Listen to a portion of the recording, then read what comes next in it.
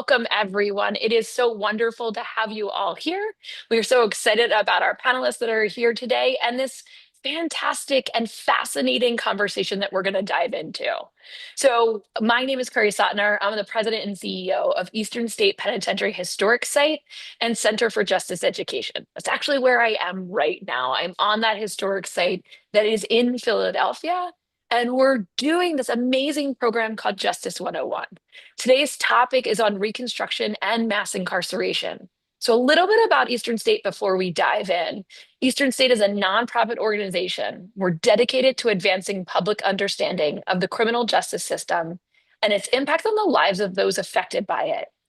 All of this work is to inspire a more just future. And so much of our work is to dive in to both the justice and the injustice that we have seen in our history, in American history in the past. And that's why we have these amazing scholars today. We're going to dive into the Reconstruction Era. And if you don't know what the Reconstruction Era is, don't worry. We're going to make sure everybody understands what this major time period was in constitutional history, in American history, with the passage of the 13th Amendment, the 14th Amendment, and the 15th Amendment, the rise of political Black power, but also this amazing experiment that truly started to take hold in biracial democracies, in multiracial democracy. But it was a short-lived time period. And we're also going to be looking at the fall of that time period. Together, we'll really try to unpack this and look for those red threads that pull us over time from Reconstruction, from the founding of our country to current discussions and dialogues around mass incarceration. So today's conversation is going to be really fascinating. So as we go through the dialogues, please feel free to put questions in the Q&A or the chat. I like to encourage people, when you think it, feel free and ask it, because sometimes you might not remember later when it's the Q&A section. I will do my best to try to weave them in, and I will promise you now that I won't ask all the questions, even though I will want to during this program, because I think I sent all three of these about 1 million questions and probably had 1 million more after that. Let me introduce you to this fantastic panel. So first, let me introduce you to Dr. Ashley Jordan. Dr. Ashley Jordan is the president and CEO at the African American Museum in Philadelphia. Prior to this work, she has served in a role of executive director for the Evansville African American Museum in Evansville, Indiana. In addition to that work, her professional experience in public history, she has also served as an adjunct professor at North Central State College in Mansfield, Ohio. And Dr. Jordan, are you in Mansfield, Ohio right now? And I think you're glitched a minute, so I'll give you a minute to come back to us. Let me go on to our next speaker. Reggie Shuford is the president and CEO of Independence Foundation. Prior to this role, he served as the executive director of the North Carolina Justice Center for 2 years, and as the executive director before that of the ACLU of Pennsylvania for over 11 years, becoming a widely admired member of the Philadelphia's public interest law community. And we are very grateful that you decided to come back to us just a year ago. Is that correct? 1 year into coming back to Philadelphia. Now, your work has led you in so many different directions. You were also the director of law and policy of the Equal Justice Society in San Francisco and a senior staff attorney at the National ACLU. Mr. Shuford holds a BA and a JD from the University of North Carolina and is a recipient of numerous awards for his work, including the Philadelphia Bar's Justice Sonia Sotomayor Diversity Award, and so many others.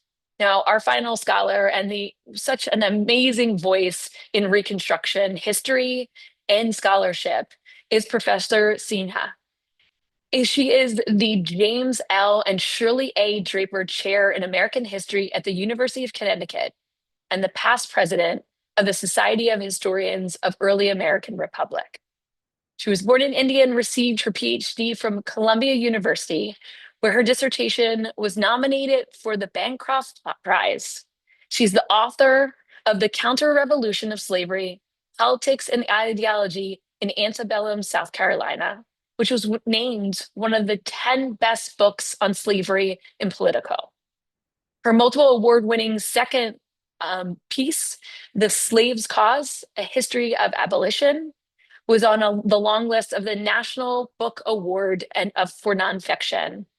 Your latest book, The Rise and Fall of the Second American Republic, Reconstruction 1860 to 1920, was again another unbelievably well received, widely reviewed in the mainstream press, and awarded the biannual President's Book Award for the Society of Historians of the Gilded Age and the Progressive Era. All three of our panelists have amazing awards, fellowships, teaching pieces, and we are honored to have you here with us at Eastern State. And I can't wait to hear all of these conversations. I would like to begin this conversation for our larger community online. I know we have some students in middle school and high school, as well as lifelong learners online. So let's really begin with framing what is Reconstruction? What is that time period in America? How do we frame it when we're looking at that time period? And then after that, and Professor Sinha, I would love for you to kind of lay that foundation for us. Then I really want to ask all three of you, what is the importance of Reconstruction? Not just the Reconstruction, but the fall of Reconstruction for what we talk about today in our society and in the field of justice. So two big questions coming at all of you right now, but Professor, we'll start with you. Thanks, Gary. Thanks for that generous introduction and for having us today.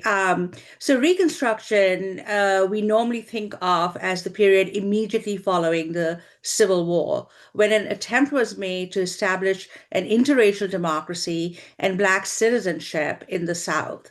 And the reason why that was done was because immediately after the war, with the passage of the 13th Amendment, that made the abolition of slavery a permanent part of our Constitution, Southerners did not accept the results of the war, either emancipation or Black rights. And they immediately started criminalizing Black freedom by passing these Black codes that put Black people to as close a state to slavery as possible. Congress reacted with a program for Reconstruction. It was opposed by the then sitting president, Andrew Johnson, arguably one of the worst in American history. And the idea was to secure the political and civil rights of Black people. So this is a time period when you have the first federal civil rights laws that were passed in American history. 1866, 1875, they outlawed Jim Crow even before it was established. And then, of course, you had these amazing Reconstruction constitutional amendments like the 14th Amendment that established national citizenship, regardless, and I'm quoting the amendments, of race, color, or previous condition of servitude. So national citizenship by birthright and by naturalization, equality before the law, due process for all American citizens. There are other provisions of the 14th Amendment that I can talk about later, but basically, if we enforce the 14th Amendment, our democracy would be secure. And the 15th Amendment, which of course gave Black men the right to vote. Before that, already in the Reconstruction Acts, the federal government made it a condition for Southern states to establish Black male voting and to accept the 14th Amendment before being admitted back into the Union. So Southern states at this time, I mean, this is when the South was most democratic in its history. You know, between the Civil Rights Movement and the end of the Civil War, you had this amazing time period, brief as it was, contested as it was through violence and racist terrorism by groups like the Ku Klux Klan, etc. It still established this kind of modern interracial democracy that we all look back at. There were some northern states that didn't give Black men the right to vote, even though they were free states, like the state of Illinois, for instance. So it was, or Pennsylvania, where you're located. So it was really important to establish this idea of a national citizenship that it extended to all the formerly enslaved. And the way, of course, Southerners react to many of these laws and amendments is to try and overthrow it. And that's the bad part of Reconstruction history, which is this long unwinding of Reconstruction in the latter half of the 19th century. But I would argue that most Americans don't realize how significant this period was and how we still live with the legacies of Reconstruction, both of its tremendous achievements of interracial democracy and Black citizenship, but also with the legacies of its downfall, whether that was racist domestic terrorism and political violence, or whether it was the rise of convict lease labor systems, again, trying to criminalize Black freedom, the rise of debt peonage, sharecropping, etc., with the fall of Reconstruction. So we live with both those legacies, the progressive one and the reactionary one that undid Reconstruction. Thank you so much. It's such a powerful framing. And when we put this program out and we shared it with people, the reaction to it was, this is really interesting. But it also was a reaction of people not all seeing that connection between this moment in American history and this boom. And for me, so much of Reconstruction is like the best of us and the worst of us, in really seeing in a short period of time these highs and lows, who we hope to be even today, and who we regret we ever were in the past, and those questions around it. So for us, understanding justice is a key of the work we do. And I don't think we can do that in America without analyzing Reconstruction. So thank you so much for that framing and an ideology. But I'd really love to hear, Mr. Shuford, you and Dr. Jordan, you as well, is how do you see Reconstruction in American history, really talking to us about why we should learn about it and how that tether is connected to today? Yeah. I would say for myself, from the viewpoint of just the museum side, I know one of the things that we like to champion is that Reconstruction was a movement of change. And it was the first time ever that African Americans being able to participate in what is this democracy. It was the first time that African Americans were now allowed, particularly for men, to vote. We also saw that through agencies like the Freedmen's Bureau. They were able to offer land assistance in schools. So some of our best and brightest education through historically Black colleges and universities come to fruition during this time period. And so I would say for me, how we like to document this time period is that it's a movement of change. But the part that you touched on, how it failed, it became a movement that needed to be finished. It wasn't complete in the fullness. And so therefore we had to have the civil rights movement. But I'll let my other colleagues explain a little bit more because I feel like I'm in class myself. So I'm just happy to be here. So thank you. All right, And thank you, same Mr. Shuford. same here. I'm happy to be here. I'm happy to be on this panel with these distinguished scholars. I too am going to limit some of my remarks to the case study of Wilmington, North Carolina, which is a place where I grew up in a bit. But I think what's interesting to me, Carrie, is the historical pattern that includes Reconstruction of progress followed by backlash and retrenchment. So I think that helped. I think that is a through line, right, that takes us from the promise of Reconstruction to where we are now. I mean, I think historically, if you look back, you see Reconstruction, as Dr. Sinha said, having accomplished and achieved many, many important things. But then those things became threatening, right, to white supremacists, who then ushered in an era of retrenchment and backlash and the destruction of that progress. And then that ushered in Jim Crow, right? And then the loss of all of those rights that we had achieved, et cetera, which was followed by, as Dr. Jordan said, the civil rights movement, because Reconstruction was unfinished business. Reconstruction is unfinished business. But then we were making significant progress with the civil rights movement, and many great laws were passed during that time frame too. So what does that lead to? That leads to backlash and retrenchment, right? Because we were successful then. That led to the new Jim Crow, right? Which is mass incarceration. So it's all a through line. It's an evolution of social control. It's progress followed by backlash and retrenchment. I'd say that continues until today. If we think about the new Jim Crow and mass incarceration being primarily in the 80s and 90s, we followed that, right, with the election twice of President Barack Obama, which was another serious reflection of progress in our country. And then what was that followed by, right? Backlash and retrenchment in the election. This is intended to be political, but in the election of Donald Trump and the current issues that we're confronting today. So I think that historical pattern is important to note. And while there were some low points and dark moments, I think there is hope, right? That there are high moments too, and promise and progress to be had if we all start marching in the same direction.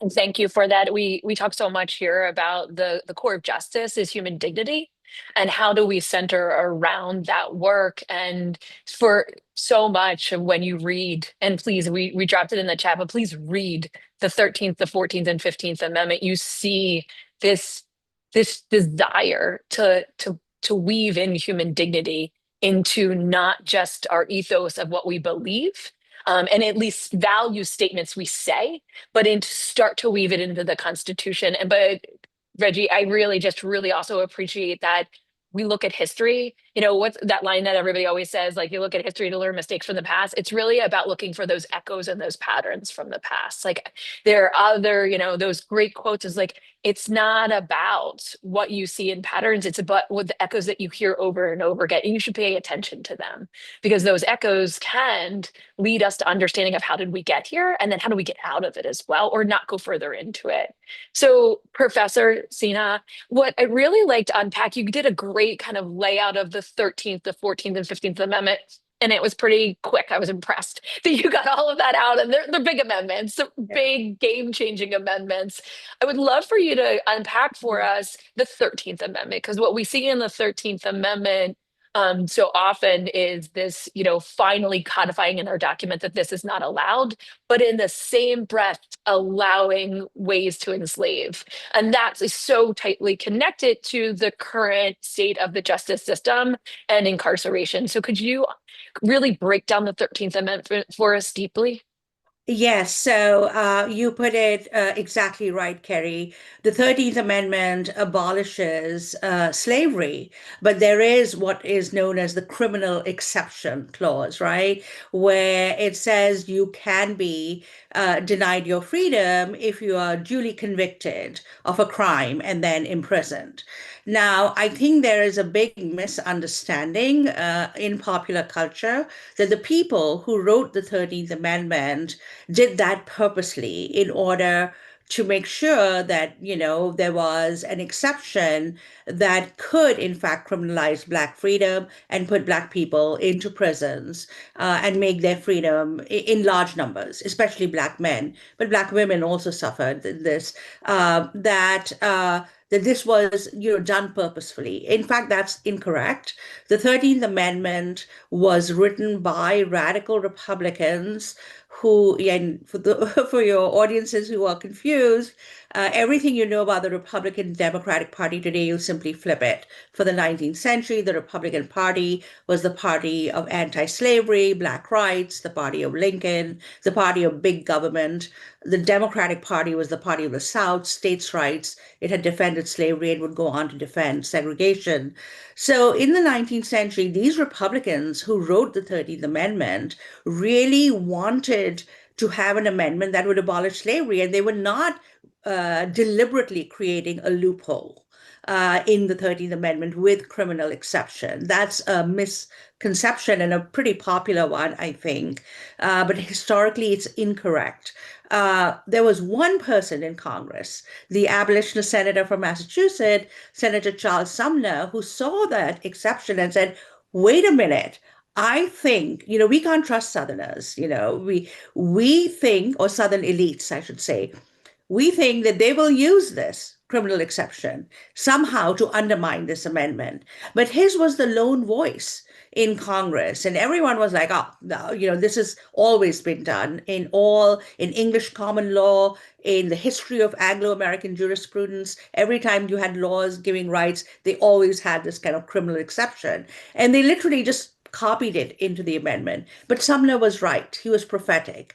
immediately, in fact, Southerners seize on this loophole to criminalize Black freedom. And if you look at the history of mass incarceration, there was always a racial differential in the punishment of Black people and whites throughout the nation, North and South. You can see this even before the Civil War. And in fact, the abolitionists raised it, people who fought against slavery, for the abolition of slavery, both Black and white, but especially William Lloyd Garrison, who fought against capital punishment. And he did an analysis in, the 1830s and 1840s saying, wait a minute, why is it in Massachusetts more Black men are being executed than whites?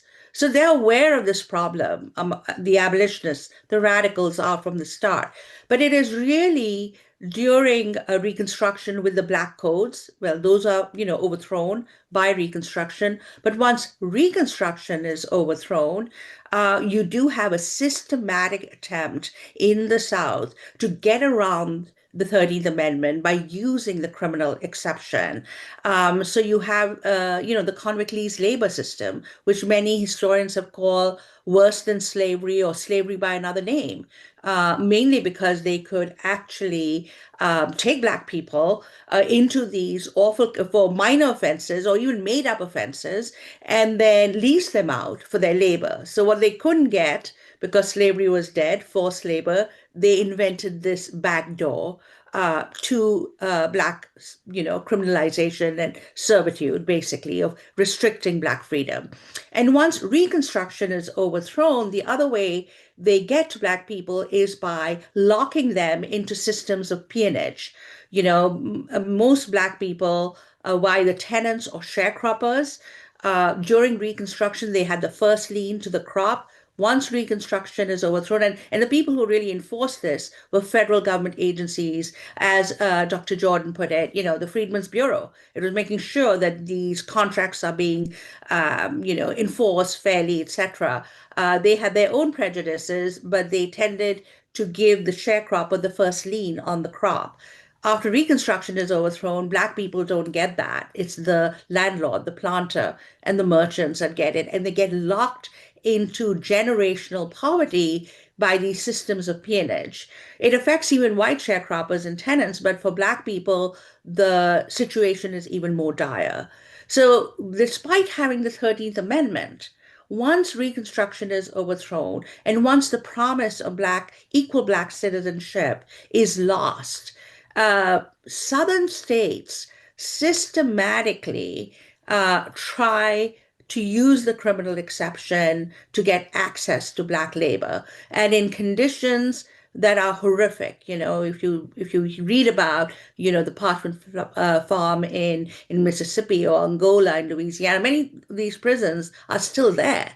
It's really horrific the way people are literally worked to death, and how they're caught up in this really unfair system in which they have none of those guarantees of civil rights and equality before the law and due process of the law that was guaranteed during Reconstruction.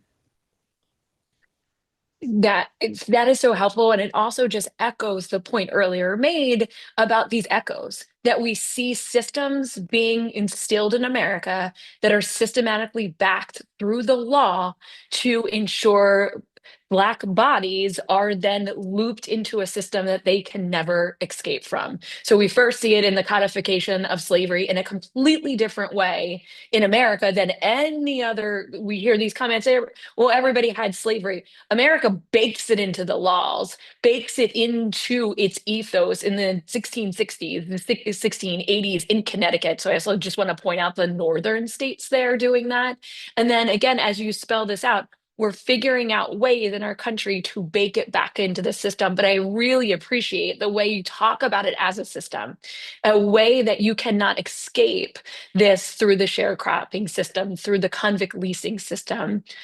A few months ago, we had a program on the Eighth Amendment and looking at the criminal justice system. And the exact same statement was said from our scholars around the criminal justice system. We see today it is a system that within 5 years pulls 77% of people back into the system.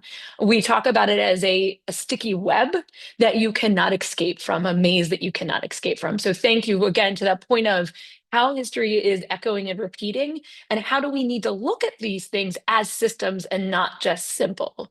So for that, Reggie, I would love to turn it over to you now, because I think when we talk about Wilmington, Delaware, and we look at that case study, all of these ideas of law, all of these ideas of what are we seeing in this social fabric that refuses to let go of people and their rights as citizens, and quite frankly, as persons, which is very clear in the 14th Amendment. As people, they have the right to due process, not just citizens. But I think Wilmington shows us both the amazing thing that can happen and also the amazing tragedy and violence that happens as well. So would you mind giving our listeners that story? My pleasure. And I just want to correct, it's Wilmington, North I Carolina. know, Thank you. sorry. I know. My family is from Wilmington, Delaware, and somewhere that subliminally came out. So Wilmington, North Carolina, I apologize. Thank No you. worries, no worries. So yeah, I was born and raised in Wilmington, North Carolina. It is the only place on American soil where a successful coup d'etat happened. And that was in 1898.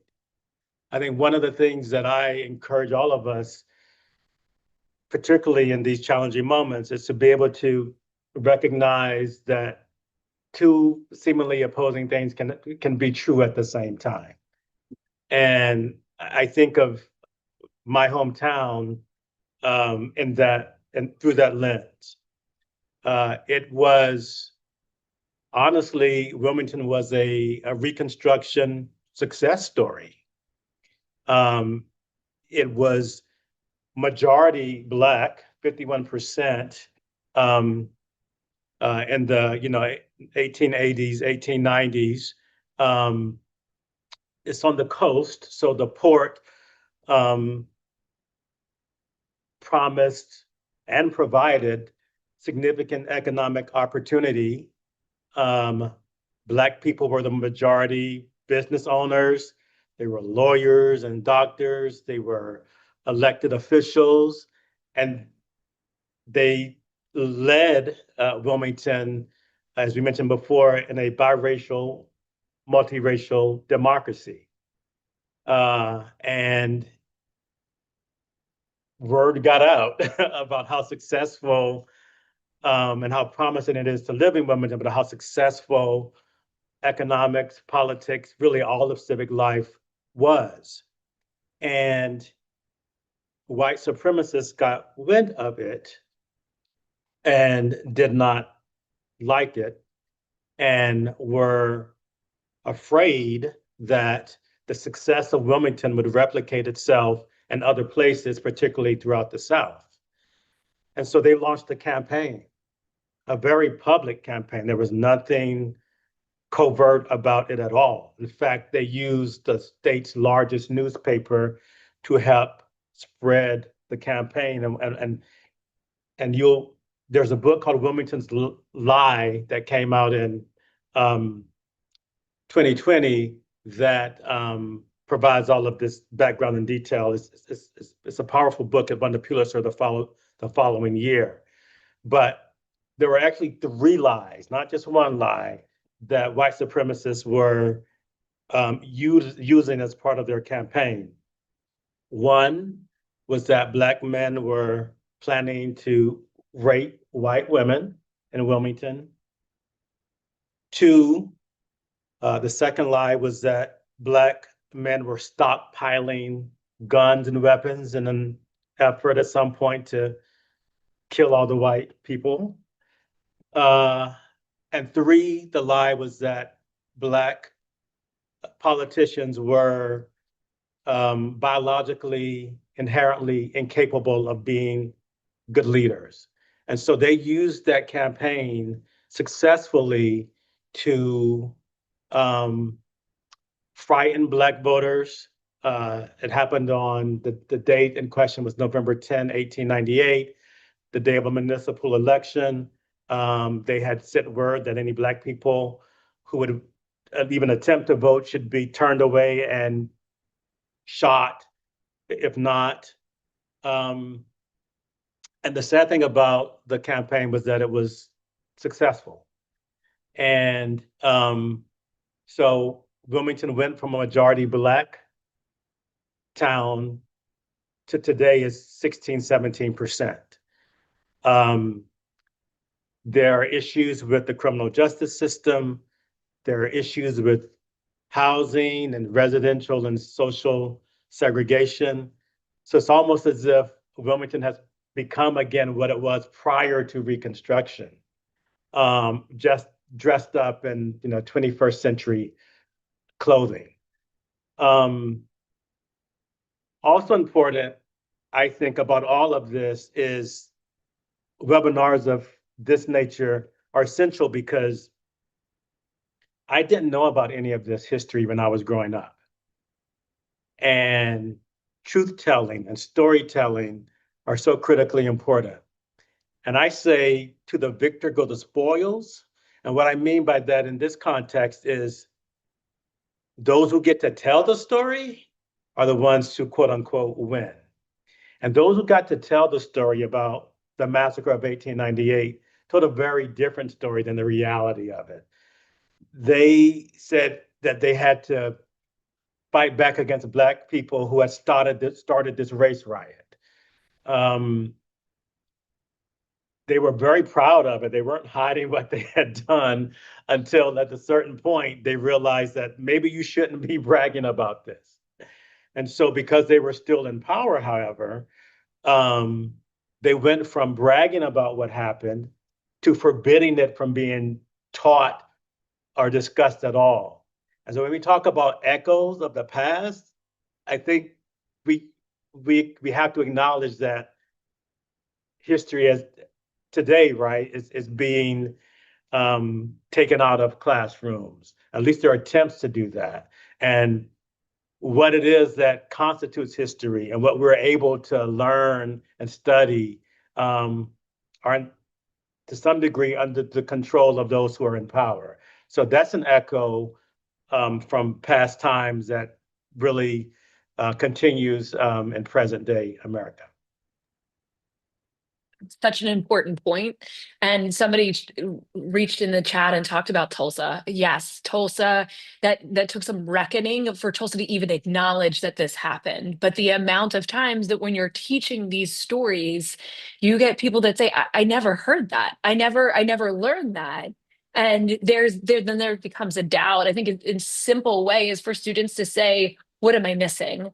And for parents to say, this is expected, but also to look at the primary sources and the work of Reconstruction scholars like Professor Sinha. Like, your work is groundbreaking in this, to retell those stories to ensure that generations after generations hear it. People have recognized Eric Foner in the chat as well. Another groundbreaking, going back to Du Bois and just read what Du Bois wrote about Reconstruction, going back to those voices. But over and over, you hear things like, I never knew about Robert Smalls, which is one of like what I deem as the American, like that's Captain America in my brain. Robert Smalls' story, if you don't know him, we'll share it out. He's like a Captain America story, and why there isn't a Marvel real story on him blows me away. But at the same time, when we think about that, it's not just this Southern story, it's an American story. And so, Ashley, Dr. Jordan, I'd really like to ask you, sorry, these questions around that. I think about Octavius Catto, and I think about the stories of the African American experience over time, and not just the pain and the violence, but the resistance and the resilience. Can you talk a little bit about how powerful the work of museums are to ensure that these stories are held onto? I mean, one that is in a big national debate right now in Philadelphia. So please, Dr. Jordan. Yeah, I feel like with the work of museums now more than ever, not only are we the gatekeepers of the stories in its entirety, we also have to make sure that our stories are responding to the communities that we serve. Our exhibition spaces are, in a sense, scholarly scholarship, in the sense that it's the argument, it's the thesis, it's all these great elements that make up the imagery that we want to convey. But it's not enough to just provide people with intellectual information. They need to be informed also through their hearts. We need folks to leave with informed decisions in order to make the right choices when it comes time for voting.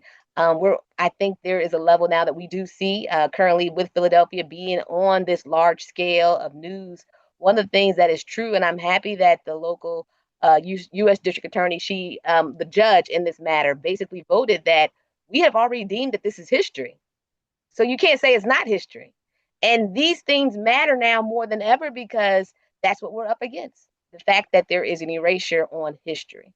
And I also feel that it's important too that if we only talk about what is positive about history, we are not recognizing the struggle as well. And it's important that we have that in our dichotomy, in our discussions, because again, if we're only focusing on one narrative, we're not telling history unimpaired. And that's the part that we're supposed to do, is to tell history unimpaired for the enjoyment of future generations. We can't just spoon feed you what you need to know. You need to know history in all aspects. So I feel that is our work as museum professionals. Now, again, the call to action is here. For those who are on the call today, even our young people, we act as an extension of the classroom. So me being in this conversation with you all puts me back into myself of a place of being in my 11th grade class or even in my 4th grade Ohio history course. Like, this is so needed. Our next generation, you all being here today is so important because you are the ones who are taking the active choice to be on the side of history. That's another piece that we're up against. The part that Mr. Reggie just said about, making sure that the victors get to tell their stories. But we all know that as individuals, we have a right, as we bear witness, to tell history. We are the change agents. And now more than ever, we are writing active history. And that's the part where I want people to be aware of. History is happening right now. And people need to make a choice. What side are they going to be on? That's where we are today. Profound call to action. Not just where are you going to stand. Also, for all the historian nerds in us, document it. I remember I was at a march and everybody in the march realized how important that march was going to be. And they're like, maybe we shouldn't get rid of the signs. Maybe we need to document it. And it's really powerful. You are in the middle of it. So what is your choice? Where do you sit? And save it for the next museum. It's really important. And it's really important to have these dialogues and open conversations around it. Really fascinating. And as somebody who worked teaching history to kindergartners, kids can handle this too. Our students, and we have young middle school students and 5th graders on this conversation today, they're all in for this dialogue. So let's be honest about when we're having trouble handling our hard history as well as our happy history. Who's having the problem with the hard history? Let's work through it together as we move forward. Now, I'm going to start to pull in some of these questions from the chat because they're excellent as we go through. But one of the questions, and I think it's really important when we talk about Reconstruction and when we talk about this echoes in the law and in the behavior and in the systems, there's also a tendency to not fully, and Mr. Shuford, you addressed this very nicely, to not fully recognize the social construct around this, the social pieces that push back on the legal, even these great legal steps that go forward, and the social constructs that figures out way around it to rewrite the laws, to use the laws in a different way, to for the courts and for Congress to not use the enforcement clauses that they had in every single one of those Reconstruction amendments. So what is the work that we need to do, not just in telling the history and codifying and using the law, but also in the social constructs around this? To your point, Dr. Jordan, what are those stories we need to engage in and tell to be able to move forward? Opening us up to all three of you, really. So I really think our present is informed by our past. And if you don't learn that history, a lot of things that are happening today will just not make sense to you. And I think it's really important to remember that American history never proceeds in this linear fashion. It's always been this contestation. And as Dr. Shuford put it, there have been moments in American history which were like the nadir, not just for Black freedom, but for American democracy, right? And we need to know that history.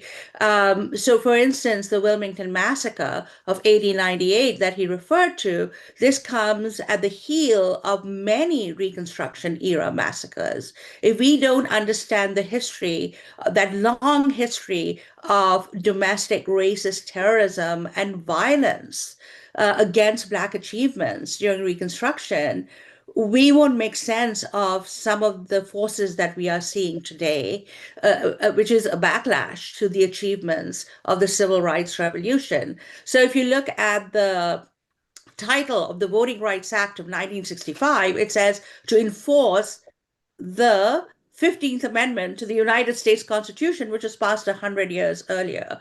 And then in 2013, you get Shelby County versus Holder, which guts the Voting Rights Act of 1965. So it's been a constant struggle. And you can really see this in the late 19th century when you could say the North won the war, but the South kind of wins the peace. It's not just these lost cause mythologies of the Civil War, but also seeing Reconstruction as a period of, quote, Black misrule, federal tyranny, and this awful era of corruption, right? They literally rewrite the history textbooks. And it is academics like W.E.B. Du Bois working outside academia who are preserving an accurate history of Reconstruction. And it permeates, popular culture, where the Klan is glorified in film, etc. So I think it's really important that we not only preserve this history, but also the history of activism and struggle against it. So the Wilmington city government is a great example of an interracial government between Black Republicans and white populists. And that's why it's such a threat to white elites in the South. And they go all out to first destroy the state government in North Carolina. They have the first Black congressman from North Carolina since Reconstruction elected in the 1890s, but also to use violent terror to get rid of these experiments in interracialism. You have that in Virginia, in Tennessee, and North Carolina in the 1890s, well after Reconstruction is overthrown. So it is like this constant battle. But I think it's also important to remember that Southern states realize that in order to completely overthrow Reconstruction and establish Jim Crow and disfranchisement, they had to codify it too, just as they did with slavery. So in the 1890s, beginning with Mississippi and ending with Georgia in 1903, they literally rewrite their state constitutions, introduce all kinds of mechanisms to get around, like they've done that with the 13th, to get around the 14th and the 15th Amendments, right? Grandfather clause, you can vote only if your grandfather voted. Well, guess whose grandfather didn't vote, right? Mostly enslaved people. Literacy clauses, poll taxes, then formal racial segregation. And who is greenlighting all this? It's the United States Supreme Court. You think about their decisions. So it's not just a social or even just a violent terror movement, which it was. And you had laws in the books to put that down. But what the Supreme Court does in a series of decisions eviscerates the enforcement acts, which are really our first federal hate crime laws, if you think about it. And they eviscerate the 14th and the 15th Amendments. In the famous decision, the Cruikshank decision, they let the perpetrators of the Colfax massacre, one of the worst massacres of Reconstruction, go scot-free. They greenlight segregation by overthrowing the 1875 Civil Rights Act and the civil rights cases of 1883. So the Supreme Court is basically telling Southern elite races that y'all can do whatever you want. It's like the decision now that some people are just above the law, that the rule of law does not apply to them. Yeah. And so, it is actually Reconstruction is undone systematically, not only through this program of violence and these coups, but also these laws and these decisions of the Supreme Court. Now, in history today, if you go to a law school, and I know probably Dr. Shuford and Dr. Jordan have a better idea of this because I never went to law school. Here, I just have a history PhD. But today we read the dissents of John Marshall Harlan in all these cases. We rarely read the majority decisions because they were so bad, right? And so I think, that fight that the NAACP then later on takes on, which ends up with Brown v. Board and other decisions that are better, that fight is taking place in the courtrooms. Like they have to undermine Reconstruction, not just by sheer violence. They do it in law also.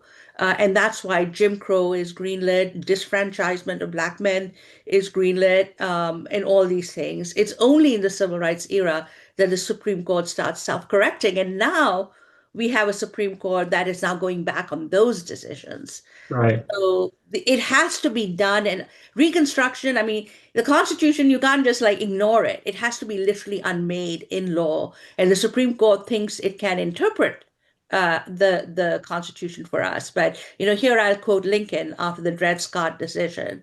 He said, that's an unconstitutional decision. Black people are citizens in this country. So, there have been a lot of decisions by the Supreme Court that have undone these legal gains too, is my point. And I'd quote Coretta Scott King, who said the fight for equality must be waged in every generation.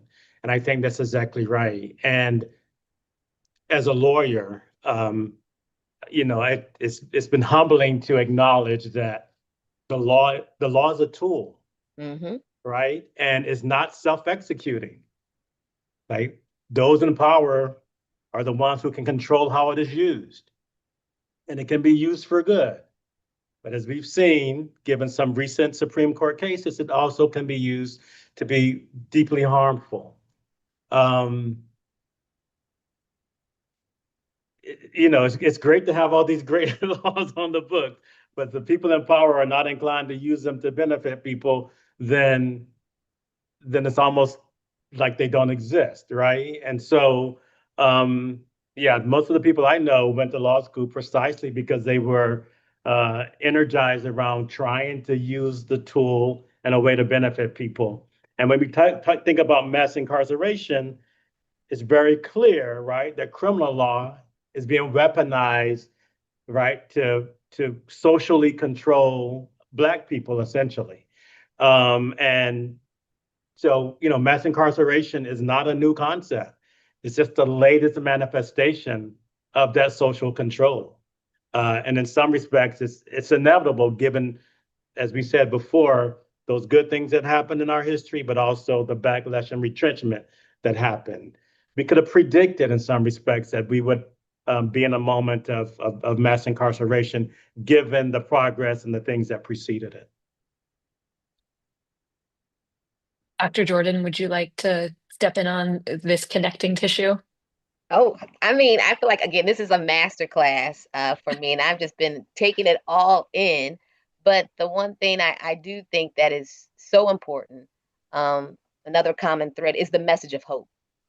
That even in the midst of our worst struggles, we've always had a level of audacity. And I think being audacious in spite of the struggle, that there is hope even in the confinements beyond the prison walls. Like, there's these stories, and I know we can find them, we can think of them. Frederick Douglass said in his most famous quote, I had prayed on my knees until I prayed with my feet. There's a level of activation that we all have to have in times of trouble, where we have to show a different level of resiliency. And I think now more than ever, this time calls for us to now pray a different way. We got to show up a different way. And I just echo everything that my colleagues have said on this panel. Thank you for doing this, because, again, the call to action, as long as we keep talking about it, because that's the other thing. The reason why Reconstruction went the way that it did and it failed is because people got tired of it. Nobody wanted to talk about it, the fatigue of it all. But now that we know what we now know, we should never get tired of talking about the truth. History it never should be questioned about whether or not the art should matter, museums should matter. But here we are, in another attempt of America trying to autocorrect itself. There's an attack on education, because, for those that know, education is the great equalizer. Education has helped to bring people together. But if we have folks that are uninformed because we're taking away this book, that book, this scholarship, this way, it's not equal access anymore to education. And education has always been the great emancipator. Always. It's always equalized the playing field. But if we attack education, this is where we are. You're getting a lot of amens in the chat right now. I just want to say that out loud, and I'm here with them.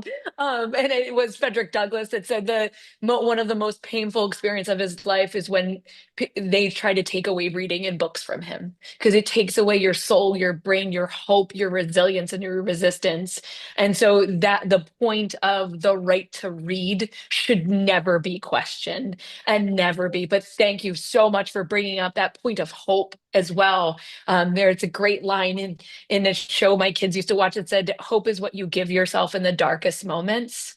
And that is the connection to human resilience and resistance. So give yourself hope and then do something.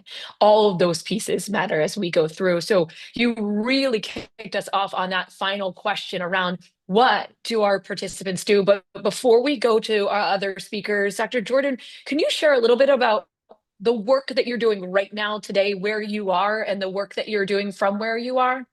Yes, currently the African American Museum in Philadelphia has on display the costumes from Ruth Carter Afrofuturism.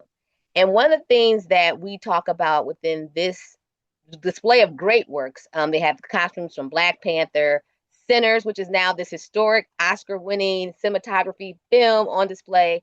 It talks about, and I know people have heard the term Afrofuturism, and it talks about alternate futures. But right now, I really do believe one of the takeaways that we try to encourage people that, like I said earlier, history is happening right now. We don't have to create an alternate future. We can be a part of the future by making informed decisions. And so right now for us, it's the work of, the celebration of Black History Month, which is celebrating 100 years in its designation of the celebration. But it's just a wonderful time, I would say, in spite of everything. I am so excited about what history will say about us in this moment. And again, I get inspired by Dr. King that he'll say, there lived a great people and they answered to this call. Like, I feel like we can do that. We have to be that great people to answer this call now more than ever. But at the museum, we do have that exhibition on display till the end of September. For those who have joined us on the virtual space, please add us to your travel destinations for this summer. We would love to have you. So thank you, Carrie, for giving me this opportunity to talk about what we're doing. Amazing work. And it is the first African American museum in a city, correct? We are the first city-funded museum of its kind back in 1976. So we were founded during the bicentennial. I know we're getting ready to celebrate the 250th, but just that legacy. And again, we're talking about how far we've come.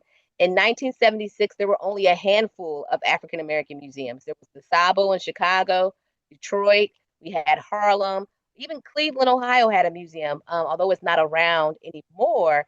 Today, we have over 300 museum sites dedicated, whether it be placards or historic homes, but now the conglomerate is bigger, but that's only 50 years. So we now know there's more work to do, but in 1976, there was only 5. So I'm happy that the legacy is growing. Exactly. Philadelphia is very proud of all of our first, but it's also really important as we talk about these ideas is how do you bring other people to these conversations?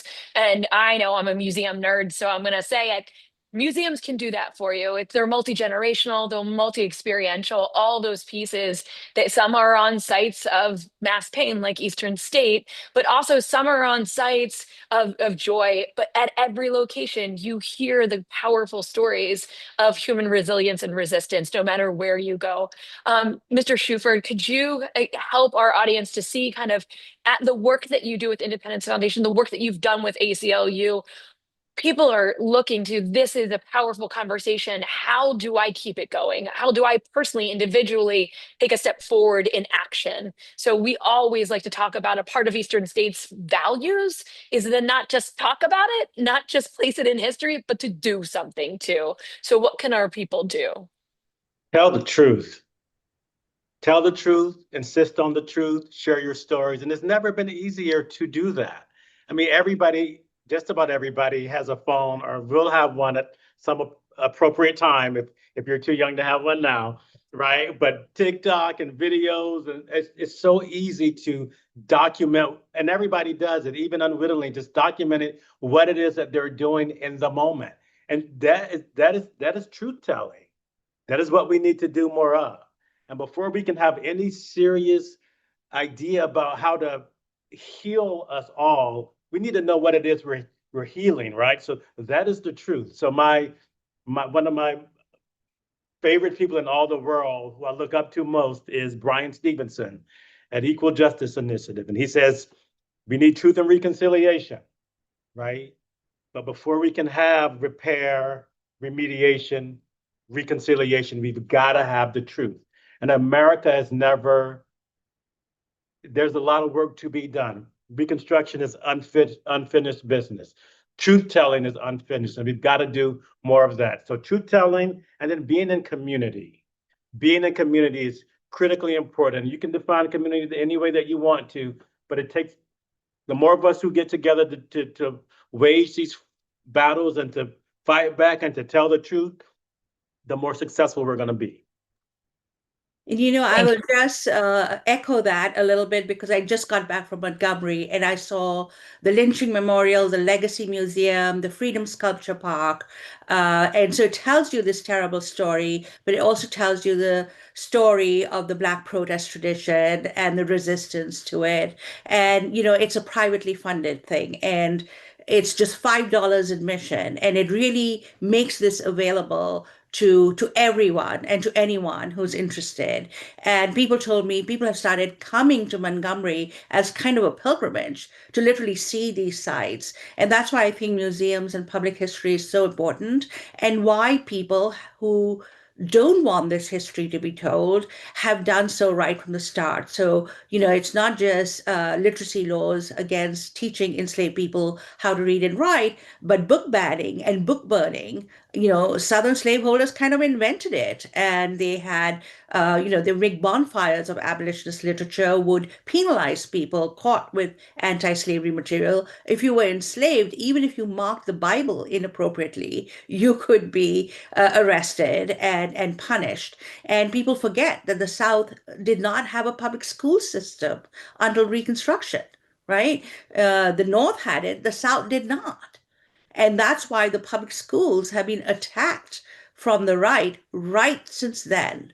They would have taxpayers conventions saying, we don't want to support public schools and orphanages and asylums. But, keeping people ignorant and keeping people unaware of what was happening is an old tactic that they have right from the days of slavery right until now, where certain books are deemed illegitimate. But I think, as was said earlier, people have preserved histories, whether it was oral traditions or whether it was early Black, writers and historians. And we are celebrating Black History Month. We have to think of Dr. Carter G. Woodson, who began Negro History Week in the nadir, like the height of lynching, the height of disfranchisement and segregation. And so, very important. And another thing that Dr. Jordan had mentioned, the founding of the historically Black colleges and universities, right, during Reconstruction, beginning with in a contraband slave refugee camp. That's why Hampton University was founded, and then it kind of spreads during Reconstruction. So I think education through every which way, whether it is museums, public history sites, activist groups, abolitionists understood that, right? They would go on lecturing tours, Douglas, etc., would go on lecturing tours, telling people the truth about slavery, while slaveholders were saying, we are so wonderful, kind, and benevolent, and everything is hunky dory. They literally flipped the script of that. So I think it's really important today, not just for academics like me, and not only for museum professionals, but even for activists, etc., to really take it upon themselves to tell the truth of what is happening now and what has happened in the past. Because I firmly believe that once people are equipped with the right history, they make the right choices. And this is the way I teach it to my students. I'm not trying to lay down a line. I tell them what has happened, and then they can reach their own conclusion. As Dr. Jordan said, which side are you on? I mean, if you still want to defend the Confederacy and the Confederate flag when you know what it stands for, well, that's your choice. You're just telling us who you are. But it is important to know that history and to understand the stakes in that history. Such a powerful panel. I can see the chat blowing up with so much gratitude and thanks. And that unbelievable echo through all three of you around the importance of truth telling, of full truth seeking, too, which all of you said was you're just not looking for one truth. You're looking for the whole piece of it, the full truth telling. That education, that reading, that primary sources, all these things are such powerful tools for each one of us to embrace, to pull in. I know my staff is going to be mad that I say this out loud, but I'm going to say it.